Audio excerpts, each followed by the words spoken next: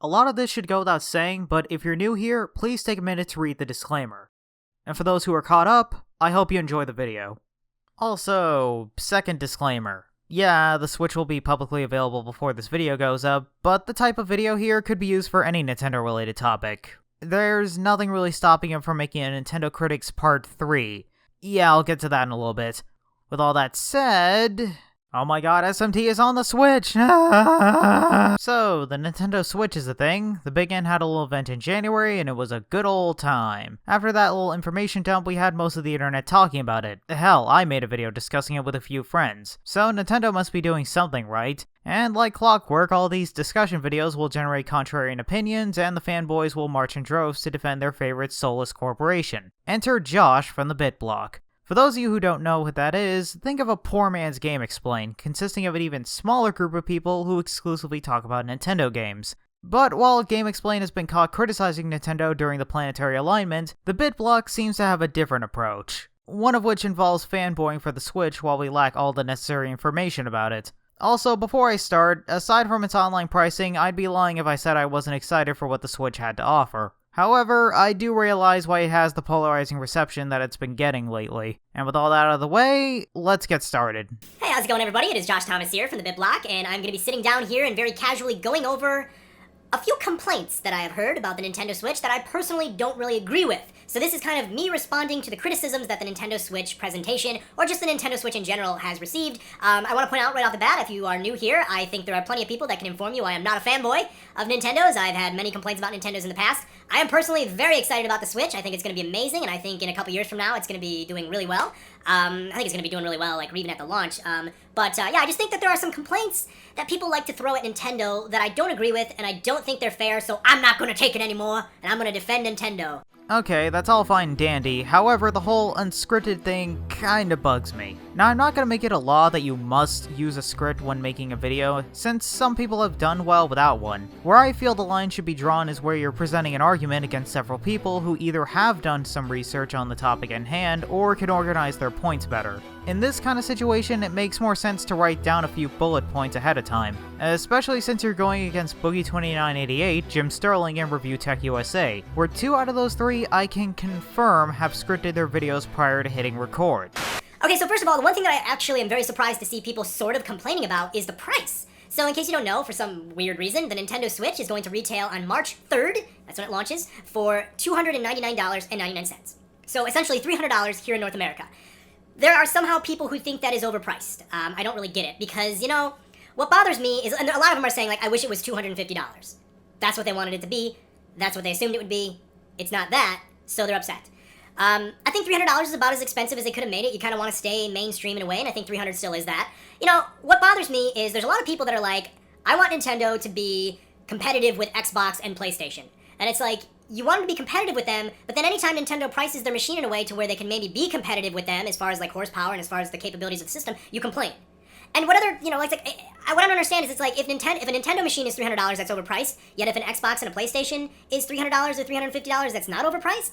Because that's pretty much what those consoles launched for, and I don't think anybody was complaining that it's overpriced. Here's the thing, people have been complaining because that $300 is not paying for better visuals or frame rates, but for the motion controls built in. There is also the fact that Nintendo is advertising the console for the 3DS's audience, but the system isn't accommodating for the price tag that audience is willing to pay for. Let me put things into perspective. The 3DS started selling well after Nintendo lowered the price from $250 to $160, and it sold even better with the alternative models like the 3DS XL and the 2DS. There's also the price for alternate controllers, accessories, and docks, which are more expensive than most accessories on the market. And I know people are going to be like, well, it's not overpriced because traditionally the Xbox and the PlayStation, those are systems that have a lot of power behind them, a lot of horsepower.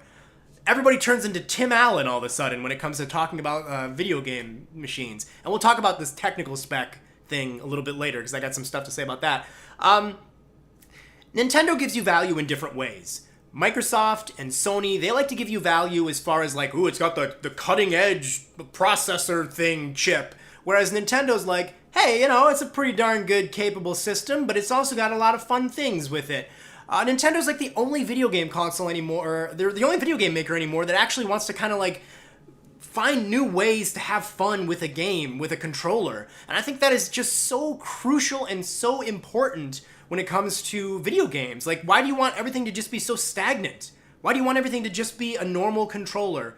And I don't even like calling it a normal controller. It's more of like a classic controller. Yeah, this works really well in some cases. And so does this. This is really fun. And so is this. Like, video games, you have to stop thinking video games are all this. Because that's stupid, that's closed-minded, and this always isn't the most fun way of doing something. Ignoring the part where you don't do the motion for a mouse and keyboard, you peasant. Here's the problem.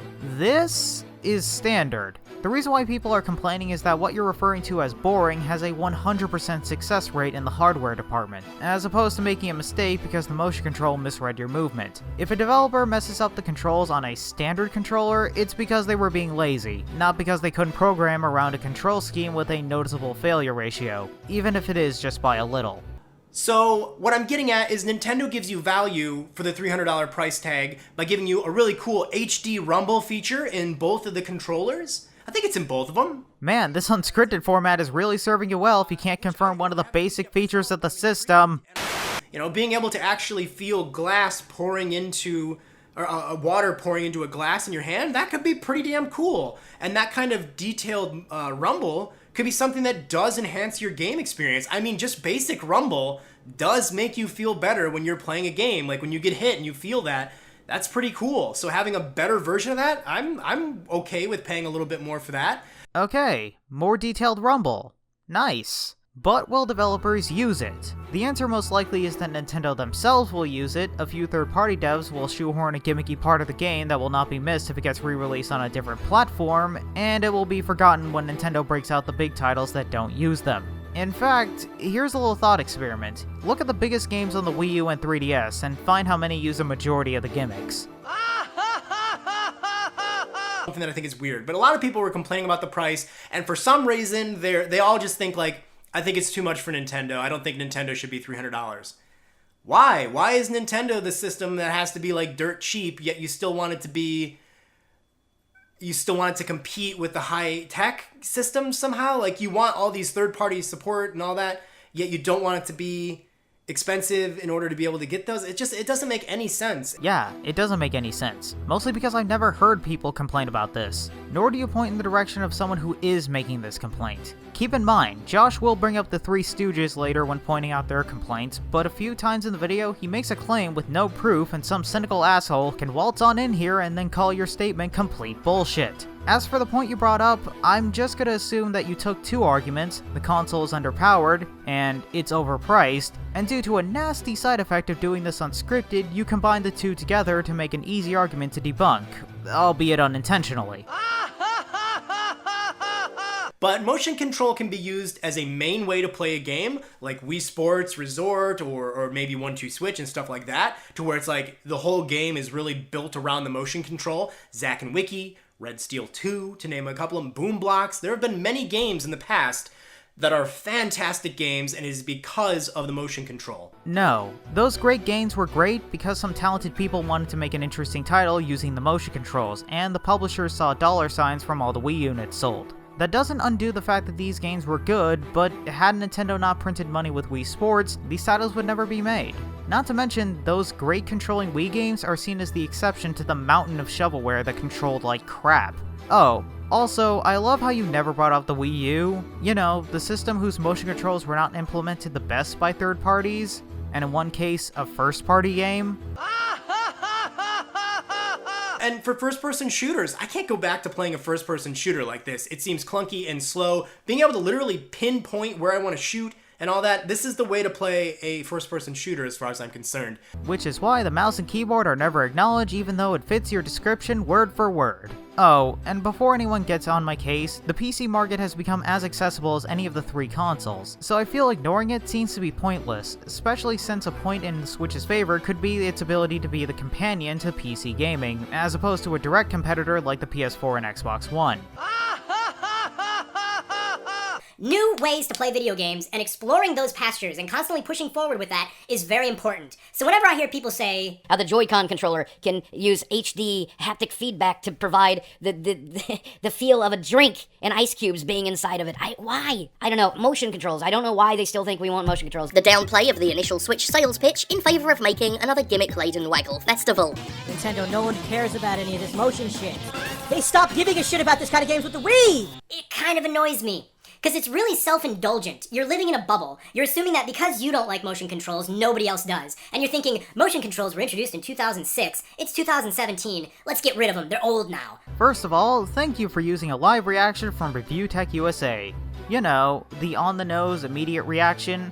You know, the type that's ill-informed and off the top of his head. You know, hypothetically, if he calmed his man-tits and thought about it for a moment, he might generate a more informed opinion on it. Also regarding Boogie, he was arguing that the show could have spent more time on specs and such, as opposed to the little gimmicks that might not matter in the long run. As for Sterling, you took him out of context. He was arguing that the Switch's massive selling point, that being portability, would make more sense to emphasize as opposed to showing the tricks used for the Wii for a third time in a row. I don't necessarily agree with these ideas, but their points have some level of justification, since specs will allow the consumer to hypothetically know how powerful the system would be. And due to the mountains of shovelware, motion controls have lost the magic originally shown. This was the most amount of proof you had, and you f***ed it up. Well, just like anything, motion controls have made advancements, and I'm willing to bet that the Joy-Cons have even more precise motion control. And yeah, I mean, look at the old controller, look at the NES controller, look at the Super Nintendo controller, the N64, the GameCube. All of Nintendo's controllers have always pushed forward with new ideas. You know, back in the day, the NES controller was really weird.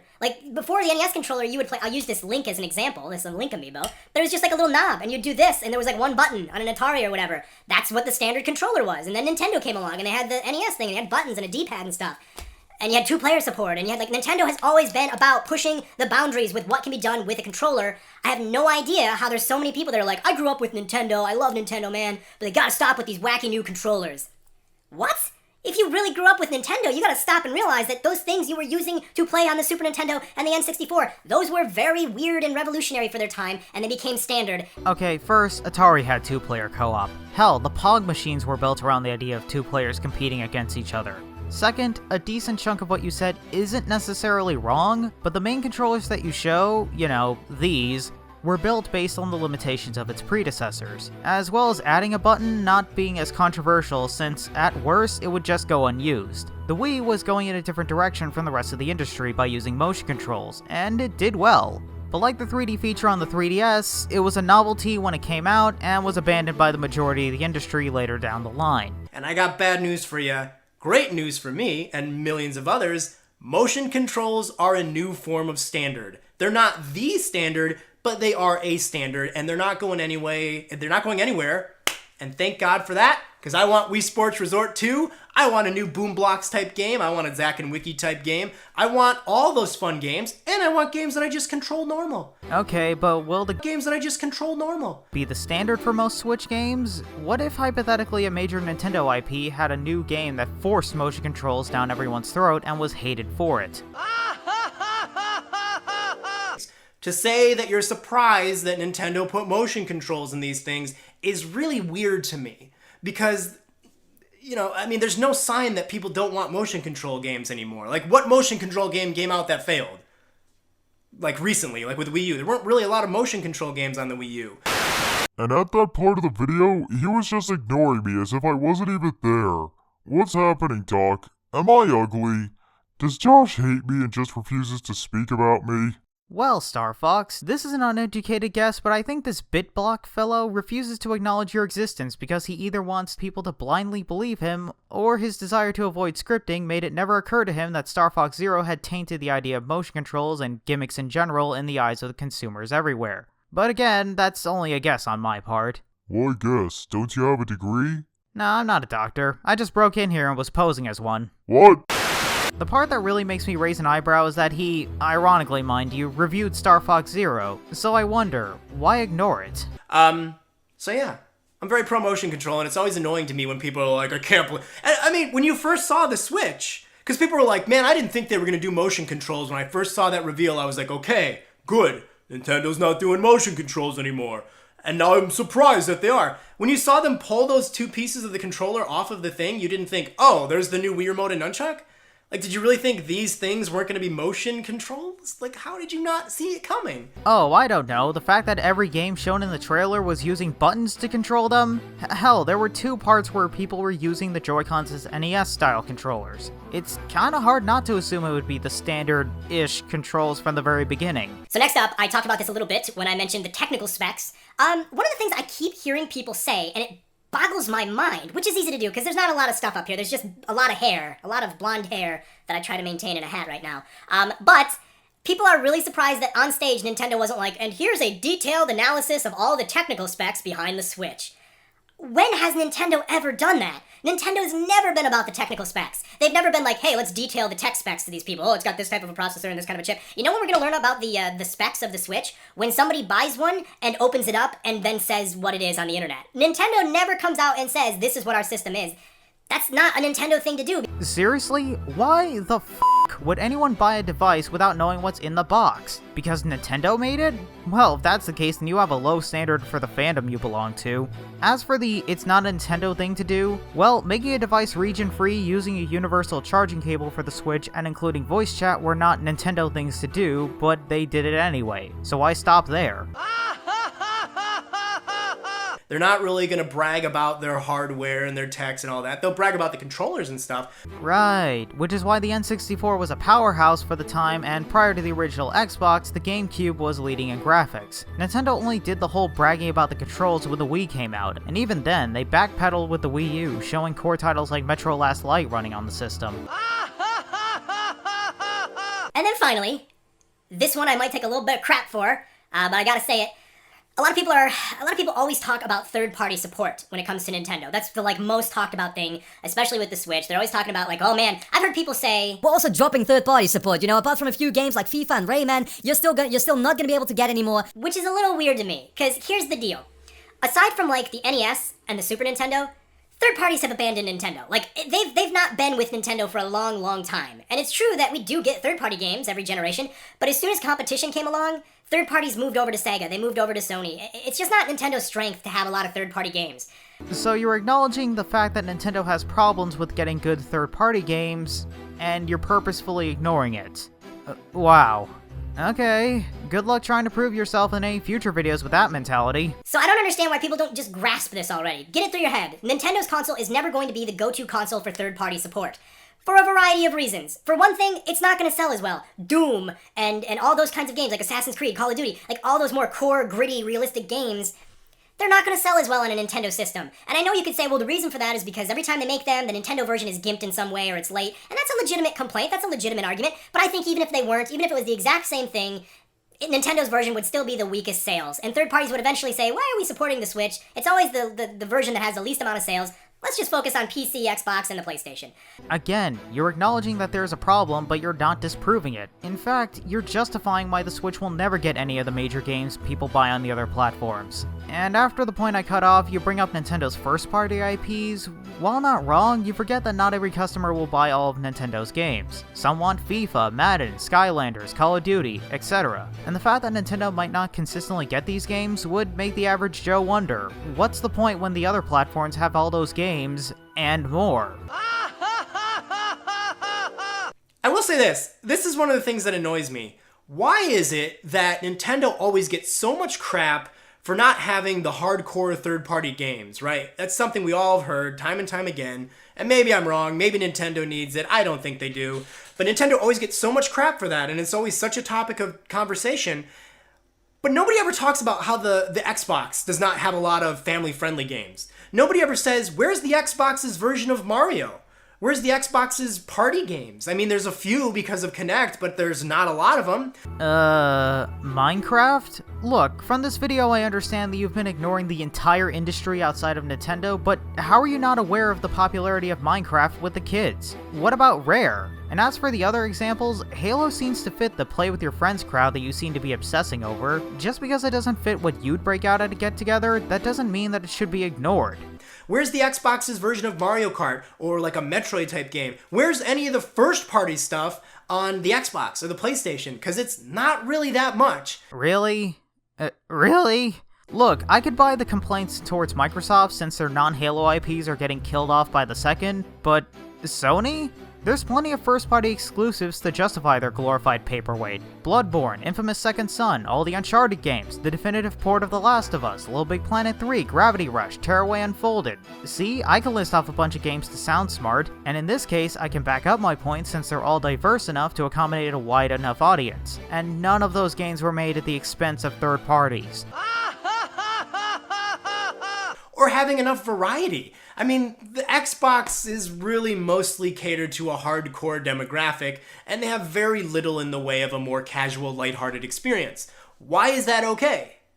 Why is that okay, but Nintendo not having a lot of bloody, gritty, hardcore M-rated games, that's not okay. Nintendo needs to get that. Well, for one, the audience of those hardcore, gritty games can appeal to adults who want that type of experience and refuse to play something like Mario Kart. 2, these type of gamers play for longer periods of time, thus justifying their purchase. Destiny's install base is a thing after all. And 3, it'll show that Nintendo would have variety, especially since people can buy Skylanders and other types of kids games on their Xbox and PlayStation, whereas Nintendo tends to exclusively make kiddie-looking games with their M-rated titles being the exception. I doubt you or I agree, but this is what the average consumer tends to buy if sales for these games can be used as a trusted source.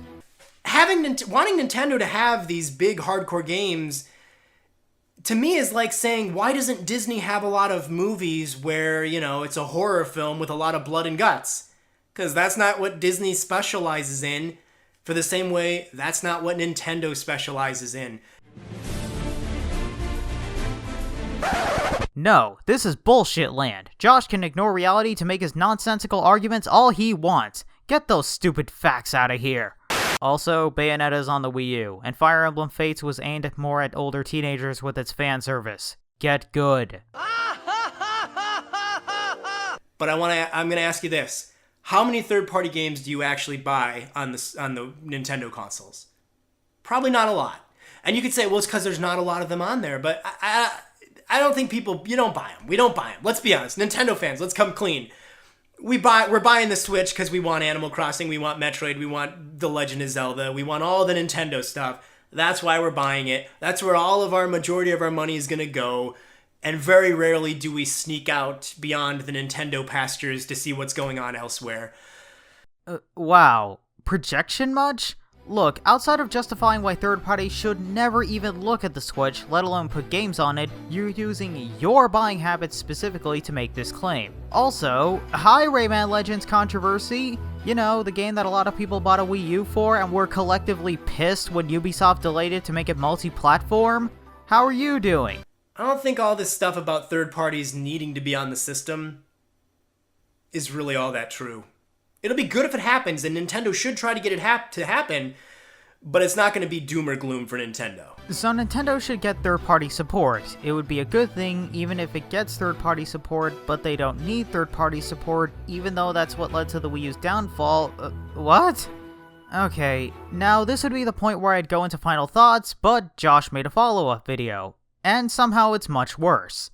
How? Well, after watching all the strawmanning ahead, I can take the not a fanboy spiel and throw it out the window. Don't believe me? The Switch is going to fail because there's no third-party support! No. Okay, how old are you?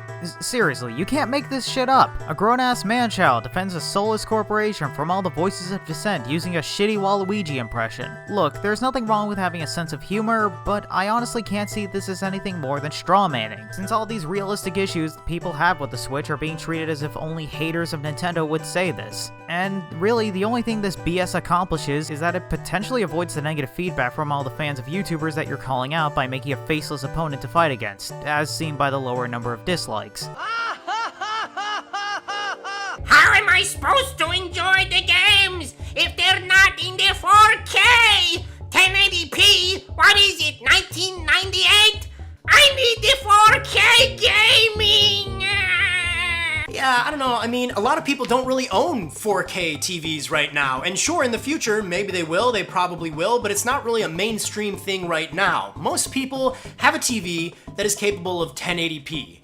And so I don't think it's something Nintendo needs to rush into. Let's just assume that the amount of people that own 4K TVs are even smaller than the group of people that own a Wii U. This still doesn't debunk your strawman's point. In fact, you debunk your own point by bringing up how 4K TVs are currently on the market, making all the complaints about how the Switch is underpowered and unable to output in 4K more valid. Also, let's look at Sony with the PS2 having a DVD drive while DVD players were still new, and the PS3 doing the same thing for Blu-rays, or Microsoft with Xbox Live being a console that justified online gaming outside of the PC market. Or hell, the PS4 Pro and Project Scorpio with gaming in 4K. Why is it that Sony and Microsoft can embrace new tech and strike while the iron is hot, but Nintendo can't? All you've proven here is that Nintendo will release an outdated piece of hardware onto the console market. Again. But there is a patent from Nintendo essentially showing off an extra little box device that you would plug into the Switch dock, which would make it possible for the Switch to output in a 4K resolution. That is a f***ing rumor. Nintendo makes patents for shit all the time. That doesn't confirm anything. If you need a rumor to defend the Switch, then all this shows is that your arguments are dead on arrival. Oh, and if someone's thinking that this rumor is from a trusted source, I wouldn't know since he doesn't link any of the sources in the description of either video, despite the claim here being so ridiculous that it needs something to back it up. So yeah, the battery is a little minimal, obviously. It's, Nintendo said anywhere from 3 to 6 hours or 3 to 5.5 hours, something like that. And it's gonna depend on what kind of game you're playing. I think there is a solution to this, honestly. You can get an external battery pack that you just have previously charged. When the Switch is about to die, when you're out and about playing, you're on an airplane, maybe the Switch battery's almost gonna die, just plug in that external battery pack and you'll get hours more of enjoyment out of your Switch on the go. That doesn't undo the fact that the Switch's battery is useless on long trips, unlike, say, the 3DS XL, and the fact that Nintendo has shown people going on long trips in the ads for the system, making those ads misleading. You then go on to compare this to charging a smartphone, but here's the thing. That's a smartphone, a device that will use multiple apps that collectively will burn out the battery fast, compared to the Switch, which can only do one task, that being play video games, and burns out fast by default. I just bought a brand new Nintendo Switch. I'm gonna play a game. Oh, wait a minute. It doesn't even come with a packing game. Even the Wii, which was a console for babies and grandmas, came in with a packing game. How is there no packing game? So I have actually done a little bit of investigating, and the Nintendo Wii U, the Wii U system, actually cost $350. But that was cool because it came with a pack-in game, to Nintendo Land. I almost said Nintendo World because I'm thinking about the theme park, the actual theme park. But Nintendo Land came packed in with the Wii U. But what people fail to realize is the Wii U was $350, and you got Nintendo Land. The Switch is $300, you don't get a pack-in, but you can buy a game for $50, 1-2 Switch, and so it'd bring the price to the same price as the Wii U. So I don't really know why so many people are calling out the fact that it doesn't have a pack-in game. If you want to spend an extra $50, you'll get the pack-in game, just like you did for the Wii U. This makes no sense. Your strawman brought up a pack-in game for the Wii, that being Wii Sports, and you bring up the Wii U, a console that by many, including Nintendo, to be a financial bomb. Oh, and the Wii U with 32GB of internal memory was originally sold for $350 without a pack-in game. That might sound like a point in the Switch's favor, with it being cheaper compared to the Wii U, but unless you're into party games, launch titles like 1-2 Switch will be bargain bin fodder at best. But I do agree that in the holiday season of 2017, I think Nintendo needs to pack in 1-2 Switch for free, and I think they will do it. Okay, ignoring the fact that you proved your strawman right with the lack of a pack-in game not being a good thing, you're using your gut feeling to prove that 1-2 Switch will be a pack-in game during the holidays. What? Is confirmation of anything considered illegal now, or am I just losing my mind? I mean, part of me thinks, yeah, Nintendo should have that game as well, but then another part of me thinks, I don't really buy a Nintendo system to play a game that's available on like 5 other platforms. I don't really know why you need to have all these third-party games available on every system. Like, if you already own an Xbox, or you already own a PlayStation, or already have like Steam on your PC, why is it so important to also be able to get that game on the Switch? Because not everyone can own all 4 platforms. Why do you think that third-party exclusives get so much of a bad rap? If you can only afford one platform, why invest in a system that goes against your standing as a consumer since you won't get the most bang for your buck? Just wondering, Are you paid by Nintendo? Because if so, then it's illegal to not clear that up in the beginning of the video. I ask because no sane human being of their own volition would argue that having more games to choose from is a bad thing. What I want from third parties are original games made exclusively for the Switch. So, no games at all, okay?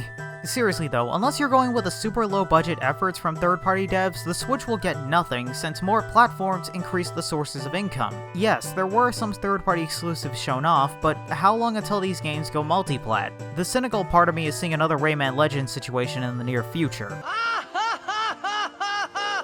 need to pay an extra $90 for a dock so I can play my Switch in another room. Oh, I have my Switch in the living room. Now I want to play the Switch in my bedroom. But I gotta unplug the whole thing to bring it in, or I have to pay $90 for a dock? I'm not made of money. I'm made of blood and guts, not the money. So this is a weird complaint that I've heard people use. A lot of people are like, oh my god. No. The Switch is marketed as a portable device that you can take anywhere. Of course people would want an extra dock, just in case the TV that they're using is taken up, and the fact that it's almost $100 is egregious. You then go on to make a PS4 and Xbox One comparison, but those two are not marketed for portability, unlike the Switch. This was an incredibly dumb argument, and all pretenses that you're not a fanboy go from out the fucking window into the depths of space, never to be seen again. The last few points were already tackled in the earlier video, so final thoughts. Look, I'm all for looking at things with a glass half full perspective. After all, too much cynicism can be a bad thing. But what you did in both videos was fanboying to a ridiculous degree. Nintendo made many mistakes over the last few years, and people are rightfully approaching the Switch with skepticism. Do I think that the Nintendo Switch will fail? No. Mostly because I can see the gimmick of taking a console experience on the go resonating with a lot of people, and the biggest names for the Wii U will be on the Switch within the first year. That and, Pokemon Stars. That's a thing. I also want to address the comment that you pinned on the top of your second video. To paraphrase, you were tough on Nintendo during the Wii U era, but you were more lenient in the Switch era, only to still get negative feedback. I can't speak for your Wii U related videos since I'm not going to go through all of them, but from these two videos, all I can say is that ignoring basic problems with the console is still an issue on your part, since it seems like all Nintendo has to do is one thing right, and all their faults disappear miraculously. The Switch isn't perfect, and I doubt Breath of the Wild alone will keep the console afloat forever. Here's some food for thought. What caused the Switch to do well in marketing, and include good features like USB-C outlets, was because of all the criticism the Big N was getting. So you telling people to stop criticizing will only lead to a complacent company. Kinda like Nintendo when they released the Wii U. With all that said, I'm signing out.